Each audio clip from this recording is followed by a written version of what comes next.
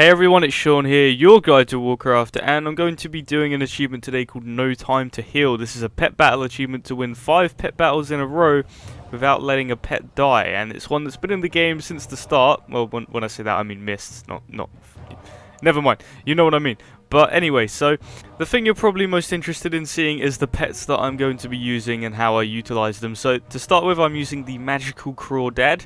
I'm also using the rose Taipan. So I butchered these names really. It's a snake from Stormheim, and I'm using the Teroclaw Hatchling as well. So once I queue for a PvP pet battle, I'm going to show you sort of how I utilize this team. So I often start with the snake if I use my blind ability. So you'll know what all the moves I'm using. I'll put them all in the description down below so you know which ones to take if you do decide to use this team.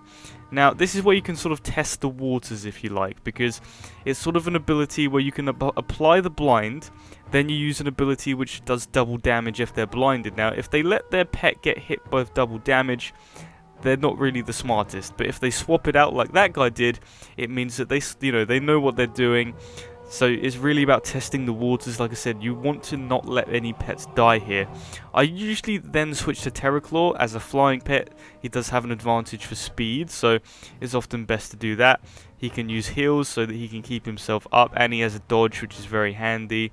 And then I often like to switch back to my snake just to keep using that ability for double damage. Now, the way I would describe the snake is he's like a glass cannon. He has no healing abilities like the other two pets. He just does a lot of damage. So if he dies, you're in trouble basically, but like I said, you want to swap him in and then swap him out as quickly as possible. He's not got much HP, so like I said, glass cannon. A lot of damage, can shatter very easily. Now, Magical Crawdad is going to be your primary survival pet. If the other two are dropping low, if you feel like you're in trouble, this pet is what you can use to survive. So you got Wish, which is like heals you for half your HP, and you have Renewing Mist, which is like a heal over time. So all very handy, and like this fight with any luck, they will flee just because they will probably struggle to get past him.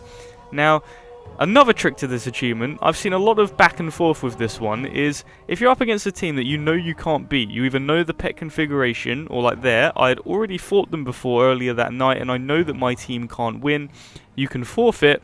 If you check your achievement progress, you've still got it. Now, I've seen a lot of people saying this doesn't work, so I'm not entirely sure on that, but all I can say is that tactic worked for me. You can essentially pick and choose the battles you want to fight. Great examples of this is if you're up against AoE teams or like a pet like Criminius, where they have Surge of Power, which can pretty much always like one-shot a pet. You can't let any pets die, so my best advice that I can give you to getting this achievement is like I said, test the waters, see what your opponent's like.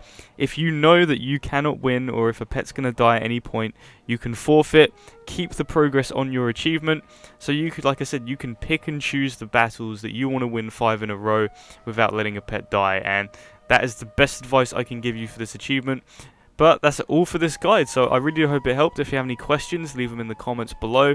Be sure to subscribe for some more Warcraft guides and videos. Links are in the description down below. Thank you very much for watching.